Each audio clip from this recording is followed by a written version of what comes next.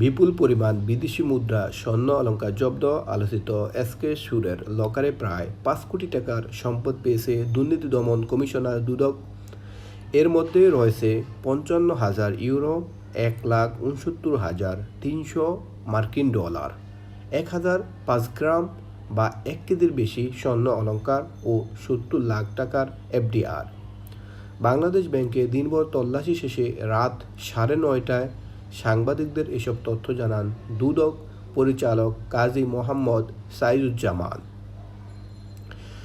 এর আগে রোববার সকাল ১০টা ৫০ মিনিটে বাংলাদেশ ব্যাংকের সাবেক ডেপুটি গভর্নর এসকে সুরের ব্যক্তিগত লকার খুলতে বাংলাদেশ ব্যাংকে আসে একজন নির্বাহী ম্যাজিস্ট্রেট সহ দুর্নীতি দমন কমিশনারের ৭ সদস্য একটি প্রতিনিধি দল।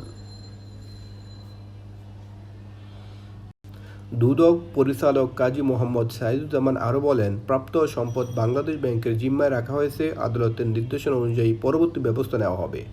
১৯শে জানুয়ারি অভিযান চালিয়ে রাজধানীর ধানমন্ডিতে এসকে সুরের বাসা থেকে ১৬,২৫,০০০ টাকা জব্দের সময় তার নামে বাংলাদেশ ব্যাংকে বল্ট থাকার তথ্য পাওয়া দুদক পরে সংশ্লিষ্টটি জানাতে পারে যে সেটি বল্ট নয়, কেন্দ্রীয় ব্যাংক কর্মকর্তা ও অবসরপ্রাপ্ত কর্মচারীদের মূল্যবান সামগ্রী রাখার লকার। ব্যাংকে দেওয়া চিঠিতে লকারের সামগ্রী স্থানান্তর ও হস্তান্তর না করার অনুরোধ জানানো হয়।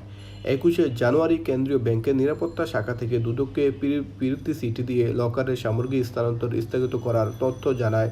চিঠিতে বলা হয়, বাংলাদেশ ব্যাংকের লকারে বিধি অনুযায়ী ব্যাংকে কর্মকর্তা ও অবসরপ্রাপ্ত কর্মচারীদের ব্যক্তিগত মূল্যবান সামগ্রী তাদের নিজ নামে প্যাকেট অথবা কোটায় নিজ দায়িত্বে সিলগালাযুক্ত অবস্থায় জমার তারিখ থেকে ২০,০০০ পর্যন্ত রাখা হয়।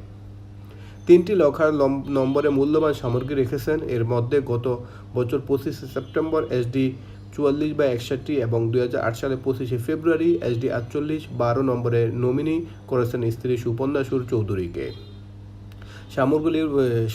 সামগ্রীগুলোর ধরন চিঠিতে বলা হয়, সেগুলোর কাপড়ে মোড়ানো গালাযুক্ত কৌটা বা প্যাকেট। তবে ওই ৩টি লকারে কী রেখেছেন এসকে সুর তা বাংলাদেশ ব্যাংক জানায়নি।